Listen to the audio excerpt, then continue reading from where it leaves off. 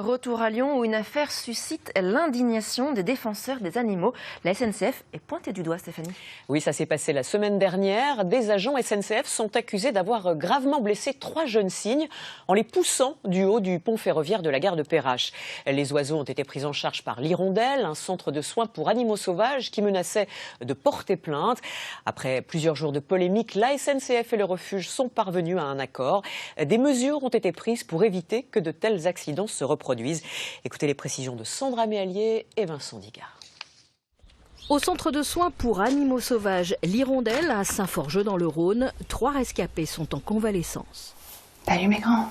Ces 3 cygnes, âgés de quelques mois, souffrent de fractures multiples. Ils ont fait une chute de 10 mètres depuis un pont ferroviaire et heurté de plein fouet la surface du Rhône. Il y en a un, clairement, il ne revolera plus jamais. On a eu des multiples fractures au niveau du radius ulna. Et on avait un bout d'aile qui tenait vraiment que par des lambeaux de peau, donc clairement il ne revolera plus jamais. Les 2 autres aussi ont 2 grosses fractures au niveau des humérus. Et leurs chances ne sont pas terribles non plus pour pouvoir avoir une chance qui se renvole un jour. Le 17 octobre dernier, alertés par des passants, les soigneurs du refuge ont recueilli les blessés. Ils ont aussi publié des photos sur les réseaux sociaux et dit leur colère face aux circonstances de l'accident. Voulant dégager les voies, des agents SNCF auraient poussé les oiseaux à s'envoler, ce dont les cygnes sont incapables s'ils ne disposent pas d'au moins 200 mètres d'élan. Il y a eu beaucoup de soutien, beaucoup de colère. On ne pensait pas que ça allait prendre cette ampleur, mais c'est un mal pour un bien, parce que là, clairement, nous, on a des contacts avec la SNCF, ils ont été très réactifs. Ils semblent déterminés à trouver des solutions pérennes pour plus que ça se reproduise.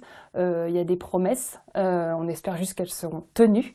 La SNCF plaide la méconnaissance de ses agents et s'engage à les former, à réagir correctement et à appeler systématiquement les spécialistes du refuge. Dans l'année écoulée, l'Hirondelle est intervenue 7 fois pour dégager les voies du pont qui dessert la gare Perrache. L'idée, c'est aussi de limiter ces arrêts de la circulation des trains.